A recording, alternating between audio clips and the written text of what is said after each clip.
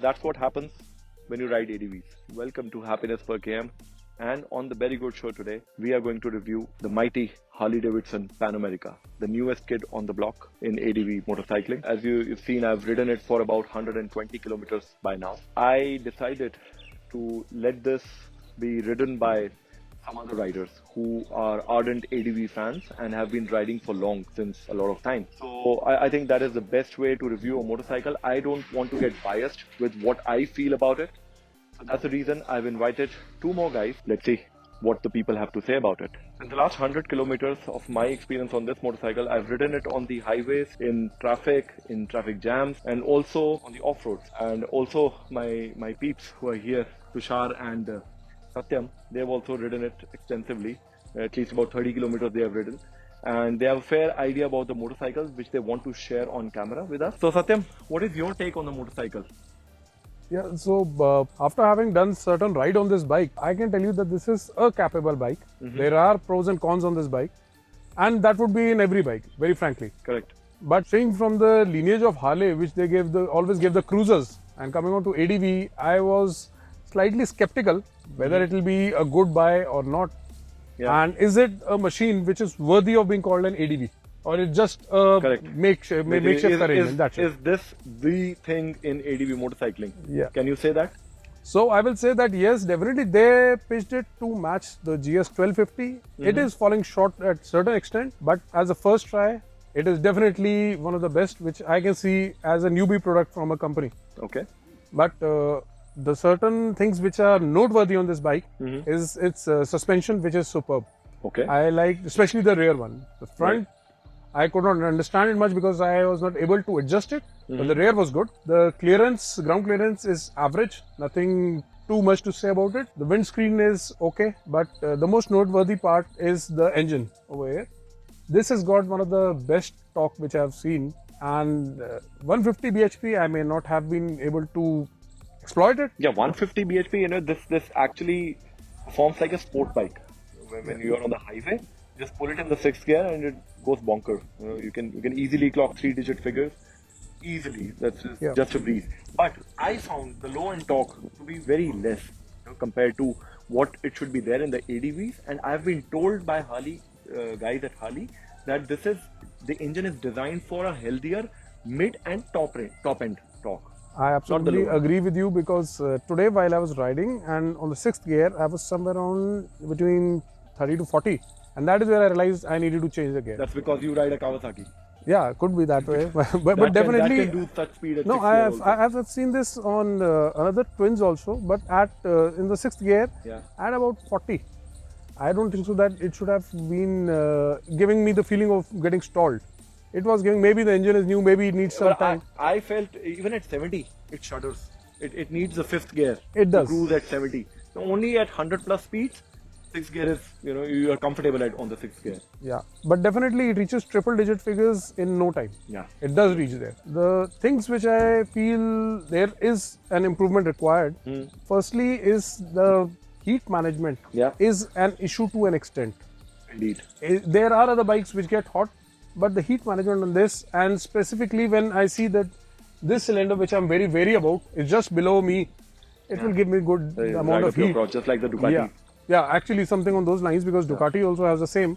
And the seat used to get quite hot on that, very uncomfortable at times. And Harleys are known to run hot. So heat management, definitely, they have made these wind deflectors, but to no avail, because the radiator is big, it is closed from front, so airflow is not that great. I think, you know, there is no respite on either side of the motorcycle. Definitely. This side, you've got the header. Yeah. You know, it gets, obviously, it will get hot. It will get hot. And on the left side, the radiator fan is there. Yes. So all the blast, you know, they accumulated this side. I don't know if you felt the same, but when I got stuck in traffic, it was actually really bad. I was lucky not to get stuck in traffic, but then while I was riding on uphill and it was quite slow, I could feel that heat. Yeah. Definitely I could.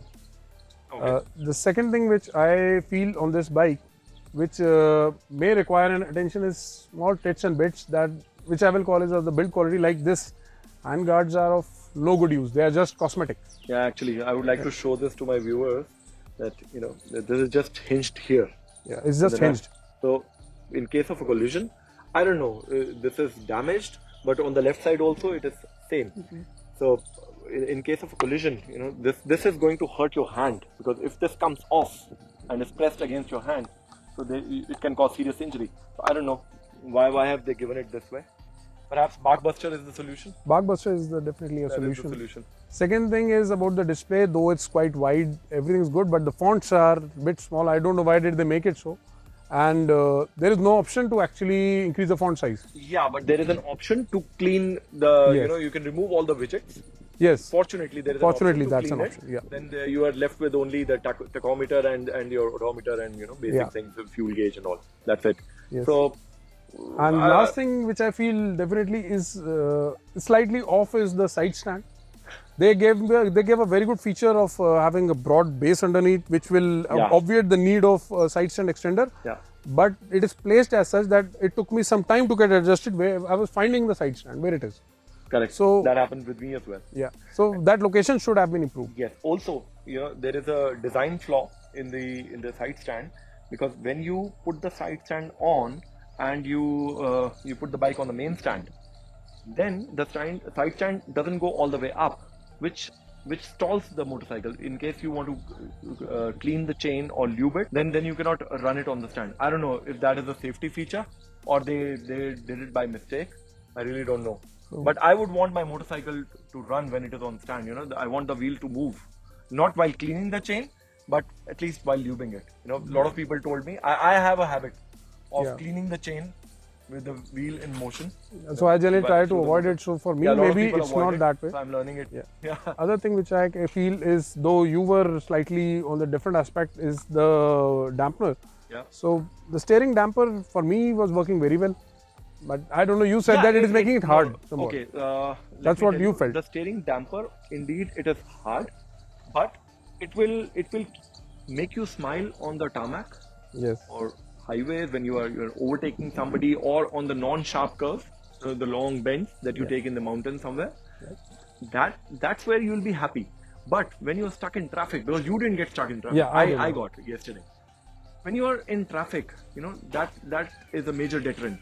The maneuverability takes a beating. I found because it I did really not hard encounter to that. So that's a trade-off of a steering damper. But having said that, I've got a steering damper in my 850 GS. Yeah. And I absolutely feel no problem in that. Yeah. So I had it on Multistrada Enduro, and there also I felt it worked the same way. So maybe I'm used to such type of. So perhaps it is a 19-inch front wheel and the 120 section, which because they both have the same. Because the 850 GS has got a 21-inch. Yeah, that could be the difference. Section. It's smoother to manage. But yes, the Harley guys told me that you can remove the steering damper if you want to, or else if you go in for the lower end variant, which is the non-special variant, there is no steering damper in that. So thank you Satyam for sharing your review. I hope Harley Davidson will be happy to hear an unbiased review of this motorcycle. So next up is Tushar, who rides a Tiger 800, have been riding for the past 2 years. He is an avid long tourer. He has done rides to Goa, he has done rides to Ladakh, and he wants to share something on the motorcycle, because he also rode it for about 40 kilometers today. So Tushar, now that you've ridden the motorcycle, I know you've been yearning to see it in flesh. Yeah. And we gave you the opportunity to ride it today. About 30-40 kilometers odd you have ridden. So what is your take on the motorcycle? Do you like it, hate it? It is okay? What do you want to say? I feel it's a very good first attempt from Harley. I quite like the bike. I saw it, I think 2 years back when Harley released the first photographs of this bike, and I quite love the looks of it. Look at the headlight and the design. The V twin engine is exposed and looks very beautiful. Yeah, the engine, certainly it looks the beautiful. engine looks just like beautiful. very much like Indian FTR. Yeah, and the bike runs well. I think on the road it was behaving quite well. But once we hit off-road, I did not like it as much. The suspension was quite hard. Okay. Did you try and change? I changed the mode to off-road soft. Yeah, not the off-road soft, the off-road. Only mode. the off-road. Yeah. Okay. So the suspension was hard. It was making a lot of sounds. Okay. The panels were moving. The windshield is very flimsy. It moves a lot. Mostly on the off-road. Off-road, the windshield. Yeah, it moves. Moves a lot. Yeah. Okay. It makes a lot of sound. Okay. So I did not like that. And then these hand guards. Yeah, Satyam also mentioned. Yeah, they come out from here while you're riding off-road. Yeah. So it's very dangerous, I think, if we crash it, and it can hurt us. It can give us a very bad injury on our hands. What about this thing? You mentioned that The distance between the mirror and the grip is too less. The stalk is very short. I feel it should be a little longer. Okay. Because the distance to move when you're standing, especially on the bike, correct, the movement is is hampered because of the mirror. Also, one more thing I noticed is when we saddle up, there's no place to grip the tank. Okay. This is Can you demonstrate? Yeah. What pain did you feel? Or what was the problem that you experienced? When you stand here, okay, you need to grip the tank. Yeah. This thing is coming out from here. The engine, I think, is the heat shield or whatever. Yeah. It's coming out and it's hampering. You cannot grip it. Yeah. You have to grip it from here, but then you cannot bend your knees and saddle comfortably. So that was one big problem I had when I was riding off-road just moments before. Yeah, on the off-road, yes. Yes, it will on the cause a off-road. problem, but when you're on the road and you're standing just for relaxation, that's fine. That's fine. You can go Yeah. up till here. Tushar, you wanted to say something about the engine heat? Yeah. Like all Harleys, they're known for their engine heat. Yeah. This heats up quite a lot. On both the sides, you feel the heat on your ankles and on your thigh. Especially in the left, there's the heat is on the thigh. On the right, because of this exhaust, the headers, the heat is on the right ankle, right here. And it's too much to bear in traffic in slow speed. Yeah, but they couldn't help it, no? It's a V twin. It's a V twin, yeah. So, just to save just showcase the Harley pedigree. Otherwise, people won't recognize it's a Harley V-twin, engine. So they went for a V-twin engine. That's the reason you have the headers going this way. So that's it. That's the reason there's immense amount of engine heat on this. So I think we are echoing the same thing, that engine heat is something which you, I, and Satyam, all of us felt that engine heat is too much in this motorcycle. Especially when compared to other motorcycles in the segment. Correct. The 1250 GS, like you said. Yeah, well, only the 1250 GS is better in this department. Neither the Tiger nor the Ducati Multistrada. Well, the Tiger, see, I ride the Tiger. Everybody says it heats up. Yeah. I have I think, frame protector on it. It helps with the heating. I don't feel the heat. It dissipates. No, it's a plastic protector. It doesn't come through on your legs. Okay. But they have also got a heat deflector. It's on the chassis. Yeah. On the chassis. But this is the thing that's making heat on the right side. It's the exhaust. Correct. So you cannot help it. Alright. So what else, Tushar? Is there anything vital you want to share in terms of off-roading? I know you've shared about the saddle position and standing on the pegs. Off-roading, like I said before, while off-roading, the suspension is quite stiff even on the off-road mode. Yeah. It makes a lot of sound. It doesn't feel very comfortable, very comfortable. Yeah, it's on the bike. All the plastics. All the plastic, they rattle a lot. Yeah. Especially the windshield. It rattles a lot. Okay. Makes a lot of sound. It doesn't seem confident enough on off-road. Especially the front end. Anything you want to share on the brake pedal? The brake pedal, I just checked it right now. The brake pedal is a little, it should have been adjustable, I think. It's a little below the pegs. Okay. When your foot is on the peg and you're standing. Yeah. When you want to brake, it should be right here. Correct. Accessible, but you have to go down. Yeah. When you're saddling, you have to change your position to forward and then you brake. I understand, but Tushar, as a matter of fact, this is more of a tarmac tourer than an off-road machine. On-road is fine, So, a bit of off-roading is still doable. Yeah, it is doable, but just, But for your tarmac touring, I think it's not really a big deal. It's fine. So now I want to talk about the headlight. Okay.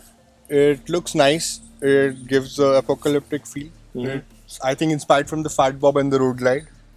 It's also got these banking lights. Banking lamps. Banking lamps, yeah. Okay. They work on corners, I think. Yeah, I saw it in the setting. I've not written it at night, so I don't know how they work. So I think it must be one of those cornering lights that you have in cars. Yeah. And perhaps also in the Versys 1000 LT version, which is not available in India, they also have got some cornering lights. Okay. So I think it must be really helpful at night. None of us have ridden it if they work, in the night. So if it works well, I think this is really a great addition to a motorcycle. Having banking lamps. Yeah, especially when you move the handle, the headlight doesn't move. Absolutely. So in the hills, it's difficult to see on the left and the right. So they'll help. Yeah.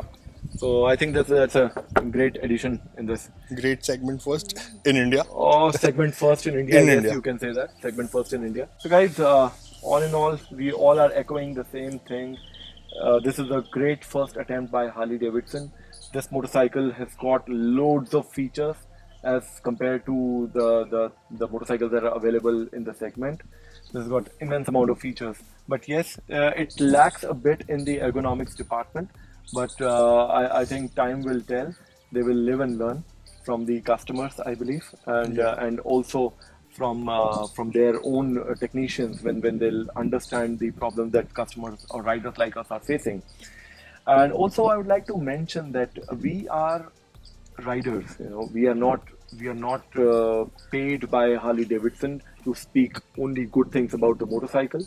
We ride a lot, and that is the reason we can articulate the problems in a better way. That's the reason we invited two other riders than me who are generally an ADV rider. So that's it, guys. I hope you liked watching this video, and in case you have any questions, you can write it in the comments, or you can write to me directly on Instagram. My handle is @berry.mister. And if you haven't subscribed yet to our channel, the time is now. You can do it right away. The button is somewhere here. And that's it, guys. I hope you enjoyed watching the video. Thanks for watching.